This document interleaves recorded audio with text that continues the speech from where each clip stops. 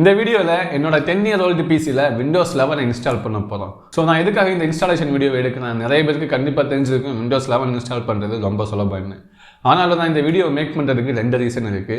ஒரு ரீசன் என்னென்னா, எங்கிட்ட இன்ஸ்டாகிராமில் நிறைய பேர் ரிக்வஸ்ட் பண்ணி கேட்டிருந்தாங்க விண்டோஸ் 11 இன்ஸ்டால் பண்ணுறது எப்படி, அதுவும் ஸ்பெஷலாக ரொம்ப ஓல்டு பிசியில். எங்கிட்ட ரொம்ப ஓல்டு பிசி தான் இருக்குது, 4GB RAM தான் இருக்குது, டிபிஎம் எதுவுமே கிடையாது, என்னோட பிசியில் போட்டால் ரன் ஆகுமா, ஒரு ஸ்டெப் பை ஸ்டெப் கைடு போடுங்க, அந்த மாதிரி நிறைய பேர் கேட்டிருந்தாங்க. ஸோ அது முதல் ரீசன்.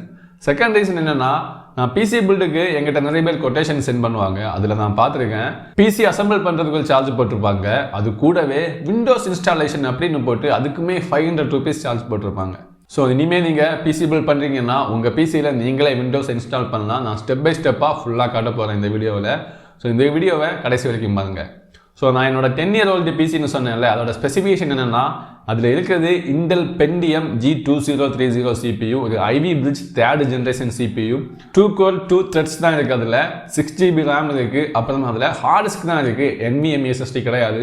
ஸோ சில பேருக்கு டவுட் வரலாம், இன்ஸ்டாலேஷன் மெத்தடில் ஏதாவது டிஃப்ரெண்ட் இருக்குமா NVMe SSDக்கும் ஹார்ட் டிஸ்க்குக்கும்? அந்த மாதிரி எந்த ஒரு டிஃப்ரெண்ட்டுமே கிடையாது. ரெண்டுமே ஒரு ஸ்டோரேஜ் டிவைஸ் தான், எந்த ஒரு டிஃப்ரெண்ட்டுமே இருக்காது. நீங்கள் நார்மலாக எல்லா பிசிலையும் இன்ஸ்டால் பண்ணுற மாதிரி இன்ஸ்டால் பண்ணலாம். ஸோ இப்போ நாம இன்ஸ்டாலேஷனை ஸ்டார்ட் பண்ணலாம். அதுக்கு நமக்கு விண்டோஸ் 11 OS ஃபைல் வேணும். அதுக்கு நாம மைக்ரோசாஃப்டோட வெப்சைட்டில் போய் ஃப்ரீயாக டவுன்லோட் பண்ணலாம். அதோட லிங்கை தான் டிஸ்கிரிப்ஷனில் கொடுத்துருக்கேன். அது ஓப்பன் பண்ணதுமே உங்களுக்கு வெப்சைட் இந்த மாதிரி தான் டிஸ்பிளே ஆகும். இது மைக்ரோசாஃப்டோட அஃபிஷியல் வெப்சைட் தான். நீங்கள் அஃபிஷியல் விண்டோஸ் 11 தான் டவுன்லோட் பண்ண போகிறீங்க. அதில் கொஞ்சம் ஸ்க்ரோல் டவுன் பண்ணி கீழே வந்தீங்கன்னா டவுன்லோடு விண்டோஸ் 11 டிஸ்க் இமேஜ் அப்படின்னு கொடுத்துருப்பாங்க. அதுக்கு பக்கத்தில் ஒரு ட்ராப் டவுன் மெனு இருக்கும். அதில் கிளிக் பண்ணிவிட்டு விண்டோஸ் 11 செலக்ட் பண்ணுங்கள். செலக்ட் பண்ணதுக்கப்புறமா அதுக்கு பக்கத்தில் கீழே இருக்க அந்த டவுன்லோட் பட்டனை கிளிக் பண்ணுங்கள். ஸோ ஒரு சின்ன லோடிங் முடிஞ்சதுமே மறுபடியும் ஒரு செலக்ட் ப்ராடக்ட் லாங்குவேஜ் அப்படின்னு ஒரு பாக்ஸ் கொடுத்துருப்பாங்க. அதுலேருந்து நீங்கள் உங்களுக்கு தேவையான லாங்குவேஜை செலக்ட் பண்ணலாம். நான் இங்கே இங்கிலீஷ் இன்டர்நேஷ்னலாக செலக்ட் பண்ணுறேன். அதை செலக்ட் பண்ணிவிட்டு கன்ஃபார்ம் கொடுங்க. இதுதான் உங்களோட விண்டோஸோட லாங்குவேஜாக இருக்கும். ஸோ கண்டினியூ கொடுத்ததுமே மறுபடியும் லோட் ஆகும். மறுபடியும் லோட் ஆனதுக்கப்புறமா டவுன்லோட் பட்டன் வந்துடும். இந்த மாதிரி 64-bit டவுன்லோட் அந்த மாதிரி கொடுத்துருப்பாங்க. அதில் கிளிக் பண்ணதுமே உங்களுக்கு டவுன்லோட் ஸ்டார்ட் ஆகணும். இங்கே பாருங்கள், எப்போ டவுன்லோடு வந்துடுச்சு. கிட்டத்தட்ட 5.4GB இருக்குது இதோட சைஸ். டவுன்லோடு கொடுத்தீங்கன்னா இமீடியட்டாக டவுன்லோட் ஸ்டார்ட் ஆகிடும். ஸோ இப்போ எனக்கு டவுன்லோடு கம்ப்ளீட் ஆகிடுச்சு. இப்போ நமக்கு விண்டோஸ் 11ஓட இன்ஸ்டாலேஷன் ஃபைல் கிடச்சிடுச்சு. இதுக்கப்புறமா நமக்கு இன்னும் ஒரு சின்ன சாஃப்ட்வேர் தேவைப்படும். அதுதான் ரூஃபஸ். விண்டோஸ் 11 ஃபைலை நாம் யூஎஸ்பிக்கு சேஞ்ச் பண்ணி பூட்டபிள் யூஎஸ்பியாக க்ரியேட் பண்ண போகிறோம். ஸோ அதோட லிங்க்குமே டிஸ்கிரிப்ஷனில் கொடுத்துருக்கேன். நீங்கள் அதை ஓப்பன் பண்ணிங்கன்னா டேரெக்டாக ரூஃபஸோட அந்த வெப்சைட்டில் வந்துடும். அதில் ஸ்க்ரோல் டவுன் பண்ணி கொஞ்சம் கீழே வந்தீங்கன்னா ரூஃபஸோட லேட்டஸ்ட் வெர்ஷன் ஃபஸ்ட்லேயே கொடுத்துருப்பாங்க பாருங்கள், ஸ்டாண்டர்டு போர்ட்டபிள் அப்படின்னு. நீங்கள் இதில் போர்ட்டபிள் எடுத்துக்கோங்க. ஏன்னா போர்ட்டபிள் எடுத்தோம்னா எந்த ஒரு இன்ஸ்டாலேஷனுமே கிடையாது, ஜஸ்ட் ஓப்பன் பண்ணால் மட்டும் போதும் அதை. ஸோ இங்கே பாருங்கள், ஜஸ்ட் 1.36 MB தான் இருக்குது அதோட சைஸ். டவுன்லோடு கொடுத்ததுமே டவுன்லோடு முடிஞ்சிடுச்சு. ஸோ இப்போ என்ன பண்ணணும்னா, ரூஃபஸில் டபுள் கிளிக் பண்ணுங்கள், அது ஓப்பன் ஆகிடும். ஸோ அது அப்டேட்டு செக் பண்ணுமான்னு கேட்கும், நான் கொடுத்துருங்க. ஸோ ஓப்பன் ஆகி வந்ததுமே ஃபஸ்ட்டு நீங்கள் செக் பண்ண வேண்டியது இங்கே பார்த்தீங்கன்னா அந்த யூஎஸ்பி தான். என்னோட நான் சொன்ன மாதிரி USB-J 16GB கனெக்டில் இருக்குது. அதுக்கப்புறமா கீழே பூட் செக்ஷன் கொடுத்துருப்பாங்க. அதுக்கு பக்கத்தில் இந்த செலக்ட்னு ஒரு ஆப்ஷன் இருக்குது பாருங்க, அதை கிளிக் பண்ணி நாம் டவுன்லோட் பண்ண அந்த ஃபைலை செலக்ட் பண்ணுங்கள், அதாவது விண்டோஸ் ஃபைலை. ஸோ இப்போ ஆட்டோமேட்டிக்காகவே எல்லாம் வந்துடும். இங்கே பாருங்கள், அந்த ஃபைல் நேம் வந்துடுச்சு. ஸோ இதுக்கு மேலே நீங்கள் எதுவுமே சேஞ்ச் பண்ண தேவையில்லை. நீங்கள் ஒரு நியூ பிசி வச்சுருக்கீங்க, இல்லைன்னா ஒரு இப்போ ரீசெண்டாக பில்ட் பண்ண பிசி வச்சுருக்கீங்கன்னா எந்த ஒரு சேஞ்சுமே பண்ண தேவையில்லை. ஆனால் ஒரு வேளை என்ன மாதிரி ரொம்ப ஓல்டு பிசி வச்சுருக்கீங்கன்னா நீங்கள் இந்த மெனு பாருங்கள், பார்ட்டிஷன் ஸ்கீம், இதுலேருந்து சேஞ்ச் பண்ணி MBRக்கு மாற்றிடுங்க. இது ஓல்டு பிசிக்கு மட்டும்தான், நியூ பிசிக்கு கிடையாது. அதாவது லெகசி பயோஸ் இருக்கிறவங்களுக்கு மட்டும்தான் இந்த ஆப்ஷன். நீங்கள் நியூ பிசி வச்சுருக்கீங்கன்னா அப்படியே ஜிபிடிலே விட்டுடலாம், நீங்கள் எந்த ஒரு சேஞ்சுமே பண்ண தேவையில்லை. என்கிட்ட ரொம்ப ஓல்டு பிசி இருக்குது, அதனால MBR கொடுக்குறேன். ஸோ அதுக்கப்புறமா நீங்கள் இங்கே ஸ்டார்ட் கொடுங்க. ஸ்டார்ட் கொடுத்ததுமே இந்த மாதிரி கொஞ்சம் ஆப்ஷன் காமிக்கும். ஸோ இதுதான் ஓல்டு பிசிக்கு ரொம்பவே ஹெல்ப்ஃபுல்லாக இருக்க போகுது. இங்கே ஃபஸ்ட் ஆப்ஷன் பார்த்தீங்கன்னா ரிமூவ் ரெக்குவயர்மெண்ட். அதாவது விண்டோஸ் 11 போடணும்னா மினிமமாக 4GB RAM வேணும், அப்புறமா செக்யூர் பூட் ஆப்ஷனுமே வேணும், அப்புறமா TPM 2.0 வேணும். இந்த TPM தான் ஓல்டு பிசிலலாம் இருக்காது. ஸோ என்னோட பிசிலையுமே இல்லை, நான் அதை டிக் கொடுத்துக்கிறேன். இதுவே நீங்கள் நியூ பிசின்னா அதை டிக் பண்ண வேண்டிய தேவையே கிடையாது. ஸோ அப்புறமா உங்களுக்கு second option remove recommend for online Microsoft account. அப்படின்னா நீங்கள் விண்டோஸ் 11 இன்ஸ்டால் பண்ணணும்னா மைக்ரோசாஃப்ட் அக்கௌண்ட்டாக லாகின் பண்ணி தான் பண்ணணும். ஸோ லாகின் பண்ணணும்னா இன்டர்நெட்டுமே தேவைப்படும். ஸோ இந்த ஆப்ஷனை டிக் பண்ணிங்கன்னா உங்களுக்கு இன்டர்நெட்டும் தேவையில்லை, மைக்ரோசாஃப்ட் அக்கௌண்ட்டுமே தேவையில்லை. ஆட்டோமேட்டிக்காக நீங்கள் அந்த ஒரு செக்ஷனை மட்டும் ஸ்கிப் பண்ணி போயிட்டே இருக்கலாம். ஸோ அப்புறமா create local account with user name இருக்குது. அதாவது இந்த பிசியில் இருக்க யூசர் நேமை அப்படியே அதிலே எடுத்துக்கணும். ஸோ அது தேவையில்லை. ஸோ செகண்ட் ஆப்ஷனுமே நீங்கள் டிக் பண்ண தேவையில்லை, அது அப்புறமா யூஸ் ஆகும். ஸோ இந்த ஆப்ஷனுமே நிறைய பேர் டிக் பண்ண தான் சொல்லுவாங்க, டிசபிள் டேட்டா கலெக்ஷன். ஆக்சுவலாக நான் ரெக்கமெண்ட் பண்ணலை, ஏன்னா விண்டோஸ் டிஃபால்ட்டாகவே அதை எஸ்ஸில் தான் போட்டிருக்கோம். மேபி அது எஸ்ஸில் போடுறதுக்கு சான்ஸ் இருக்குது. அப்படி இருந்துச்சுன்னா உங்கள்கிட்ட இந்த டேட்டாஸ் எல்லாம் மைக்ரோசாஃப்ட் கலெக்ட் பண்ணுறதுக்கு நிறையவே சான்ஸ் இருக்குது. ஸோ நெக்ஸ்ட் ஆப்ஷன் எல்லாம் நீங்கள் எதுவுமே பண்ண வேணாம், அப்படியே விட்டால் போதும். ஸோ உங்கள் தேவைக்கேற்ற மாதிரி செலக்ட் பண்ணுங்கள். ஓல்டு பிசியாக இருந்தால் ஃபஸ்ட் ஆப்ஷன் செகண்ட் ஆப்ஷனை கிளிக் பண்ணுங்கள். நீங்கள் நியூ பிசின்னா இந்த செகண்ட் ஆப்ஷனை மட்டுமே கிளிக் பண்ணால் போதும், வேறு எதுவுமே தேவையில்லை. ஸோ அப்படியே ஓகே கொடுத்துருங்க. இந்த மாதிரி ஒரு வார்னிங் ஆப்ஷன் காமிக்கும். இந்த வார்னிங் எதுக்கு காமிக்கிறாங்கன்னா, உங்கள் பென்ட்ரைவ் இது கம்ப்ளீட்டாக ஃபார்மேட் பண்ணிடும், அதில் எந்த டேட்டா இருந்தாலுமே எரைஸ் ஆகிடும் அப்படின்னு ஒரு வார்னிங் தான். ஓகே கொடுங்க. இப்போ பார்த்தீங்கன்னா கீழே டிலீட்டிங் பார்ட்டிஷன் அப்படின்னு சொல்லி அது பூட் பண்ண ஆரம்பிக்கும். அதாவது யூஎஸ்பியாக பூட்டபிள் யூஎஸ்பியாக சேஞ்ச் பண்ண ஆரம்பிக்கும். ஸோ இந்த பார் கம்ப்ளீட் ஆனதுமே யூஎஸ்பியுமே பூட் ஆகி முடிஞ்சிடும். உங்கள் சிஸ்டமோட ஸ்பீடை பொறுத்து அது கொஞ்சம் ஸ்பீடாக ரன் ஆகும். 5 minutes later. இப்போ பார்த்தீங்கன்னா பென்ட்ரைவ் பூட் ஆகிடுச்சு, கீழே ரெடின்னு காமிக்குது பாருங்கள். ஸோ இப்போ நம்ம விண்டோஸ் 11 டவுன்லோடும் பண்ணிட்டோம், அந்த பென்ட்ரைவில் பூட்டும் பண்ணிட்டோம். இனிமேல் இன்ஸ்டாலேஷனை ஸ்டார்ட் பண்ண வேண்டியது தான். ஸோ இதுதான் நான் பூட் பண்ண பென்ட்ரைவ். இதை நான் என்னோட ஓல்டு பிசியில் கனெக்ட் பண்ணுறேன். ஸோ பென்ட்ரைவை கனெக்ட் பண்ணதுக்கப்புறமா உங்கள் பிசி ஆன் பண்ணுங்கள். அதுக்கப்புறமா உங்கள் பிசியோட பயோஸ் கீயை ப்ரெஸ் பண்ணுங்கள். என்னோடய பிசியில் F11 கொடுத்துருக்காங்க. ஸோ உங்கள் பிசியில் F9லேருந்து F12 இதுக்குள்ளே ஏதாவது ஒரு ஆப்ஷனாக தான் இருக்கும். ஸோ அதை நீங்கள் நெட்டில் போட்டு பார்த்தா கூட தெரியும் உங்கள் மதர் போர்டுக்கு எது போட் கீன்னு. இங்கே என்னோடய பிசியில் F11 ப்ரெஸ் பண்ணதுமே இங்கே பார்த்தீங்கன்னா என்னோடய பென்ட்ரைவ் ஹெச்பி பென்ட்ரைவ், அது செகண்ட் ஆப்ஷன் பாருங்கள், ஹெச்பின்னு இருக்குது பார்த்தீங்களா. இந்த ஹெச்பியை செலக்ட் பண்ணிவிட்டு என்டர் கொடுத்ததுமே அது ஸ்டார்ட் ஆகிடும். ஸோ நீங்கள் பயோஸில் எல்லாம் போய் எந்த சேஞ்சஸுமே பண்ண தேவையில்லை, நீங்கள் டேரெக்டாக இந்த பூட் கீயை ப்ரெஸ் பண்ணாலே போதும்.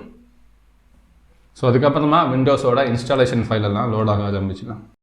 ஸோ இப்போ பார்த்தீங்கன்னா இங்கே 2 ஆப்ஷன் இருக்குது. ஒன்று லாங்குவேஜ் டு இன்ஸ்டால், இன்னொன்று டைம் அண்ட் ஃபார்மேட். ஸோ இங்கே நான் ஒரு சின்ன ட்ரிக்கு சொல்லி தர போகிறேன். லாங்குவேஜுக்கு நீங்கள் அப்படியே விட்டுருங்க, எந்த ஆப்ஷனும் இல்லை. டைம் அண்ட் ஃபார்மேட்டுக்கு யூஸ்வலாக எல்லாம் என்ன சொல்லுவாங்கன்னா இங்கிலீஷ் இந்தியா அதுதான் செலக்ட் பண்ணுங்க அப்படின்னு சொல்லுவாங்க.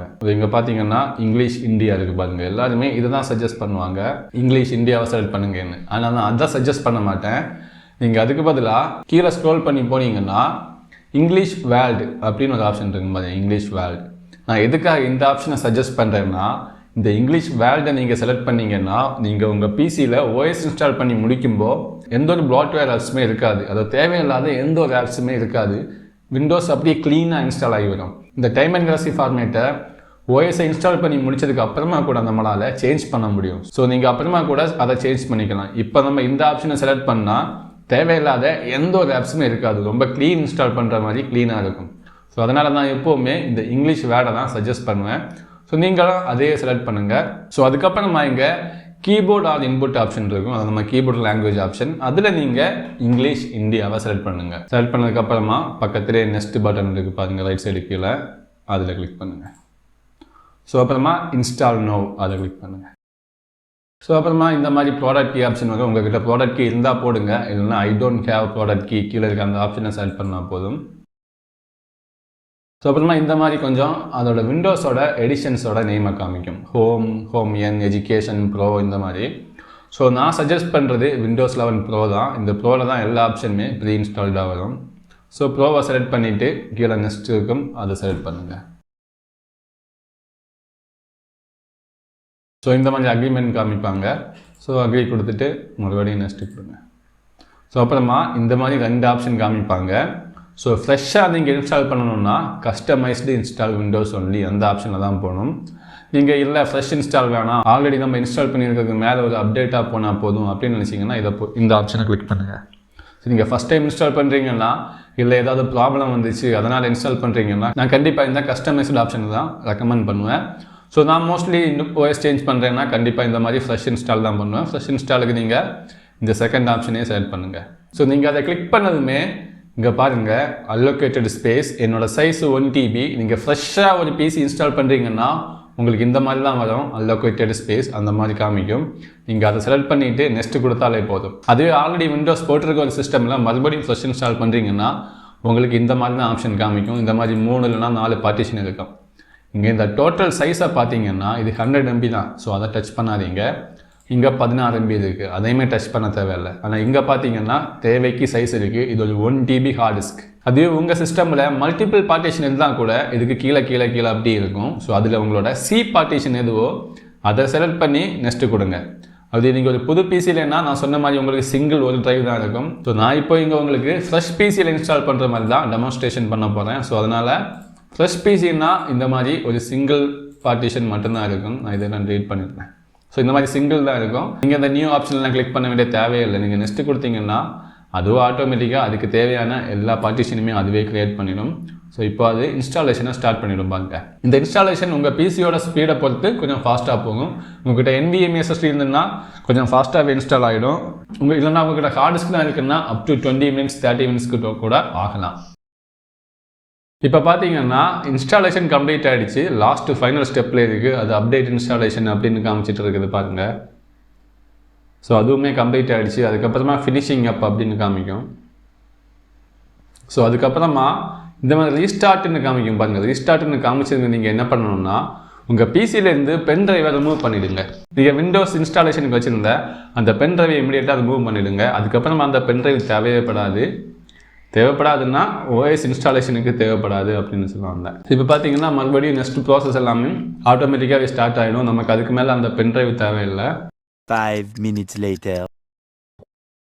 20 minutes later. ஸோ கொஞ்ச நேரம் லோடிங் ஆனதுக்கப்புறமா ரீஸ்டார்ட் ஆனதுக்கப்புறமா இந்த மாதிரி உங்களுக்கு ஸ்க்ரீன் காமிக்கும். இந்த மாதிரி சம்திங் வெண்ட் ராங்னு காமிக்கும். நீங்கள் இதை பற்றியெல்லாம் கவலைப்பட தேவையில்லை.